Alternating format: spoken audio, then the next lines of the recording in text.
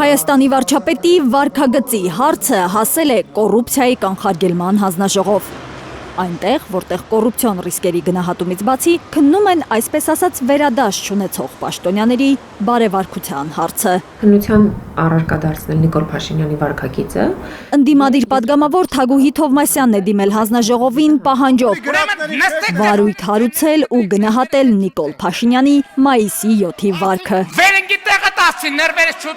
Կառավարության հետ հարց պատասխանի ժամանակ վարչապետը հունից դուրս էր եկել, երբ Հայաստան խմբակցության падգամավորները հայտարարել էին, թե պոզով պոչով կենթանուն կոռուպցիան բնի մեջ խեղդելու հավաստիացումներով իշխանության եկած ԿՊ-ն եղբայրացել է այդ հրեշի հետ։ Լռություն։ Ավելին ջանջիգյար է անում հետը։ Մամուլի հրապարակումներով առաջնորդվեմ, սաղիթ պետք է տանեմ լսեմ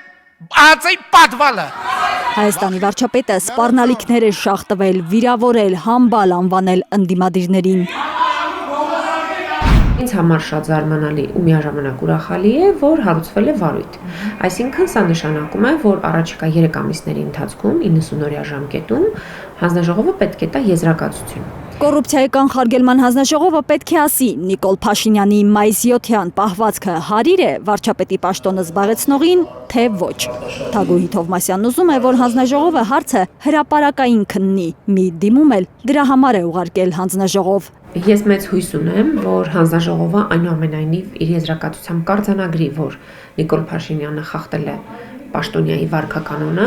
եւ դա նշանակում է, որ նա այլ ընտրանք չունի, ուզի չուզի այս իրավիճակում պիտի քայլ անի կամ հրաժարական կամ գոնե ներողություն խնդրել։ Եթե դա չի անում, Եթե դա չի անում, նշանակում է, որ սահմանադրական ինքնավար մարմինը գործում է անիմաստ մեր երկրում։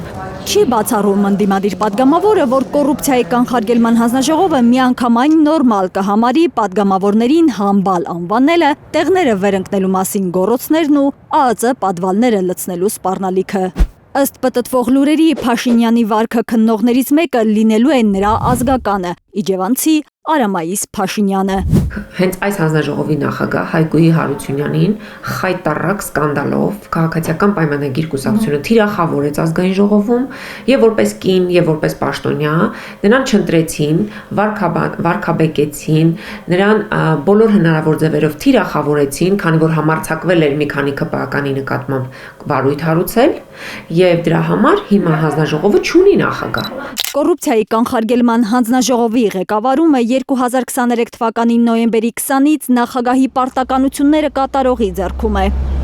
Մարիամ Գալստյանը մինչև ԿԿՀ գալը Արդարադատության նախարարության հակակոռուպցիոն քաղաքականության մշակման բաժնի, հետո հակակոռուպցիոն քաղաքականության մշակման եւ մոնիթորինգի վարչության պետն է եղել։ Սա իրենց համար կլինի լակմուսի թուղթ։ Ընդդիմադիրներն ուզում են, որ Գալստյանն ու հանձնաժողովականները գիտակցեն, վարչապետի մայիսի 7-յան վարքագծի քննությունը լակմուսի թուղթ է դառնալու կոռուպցիայի կանխարգելման հանձնաժողովի համար։